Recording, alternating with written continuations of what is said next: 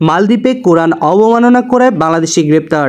মালদ্বীপে একটি মসজিদে পবিত্র কোরআনকে অবমাননা করার অভিযোগে ৩৬ বছর বয়সী বাংলাদেশি নাগরিক মোহাম্মদ মান্নানকে গ্রেপ্তার করেছে পুলিশ। প্রবাসী হওয়ার কারণে দেশ ছেড়ে পালানোর সম্ভাবনা থাকায় তাকে পুলিশ হেফাজতে রাখা হয়েছে। স্থানীয় গণমাধ্যম ঘটনাটি প্রকাশিত হলেও কবে এবং কোন মসজিদে তিনি এই কাণ্ড ঘটিয়েছে তা জানানো হয়নি। ইন্টারন্যাশনাল কুরআন নিউজ এজেন্সি জানায়, সোমবার রিমান্ড শুনানির সময় স্থানীয় আদালত তাকে ১৫ দিনের রিমান্ডে রাখার নির্দেশ দেন। ওই আদালত জানিয়েছে তার এই ঘটনার বিষয়ে একটি পুলিশ রিপোর্ট হয়েছে, সেখানে তার এহেন কর্মকাণ্ডের সব ধরনের প্রমাণ রয়েছে।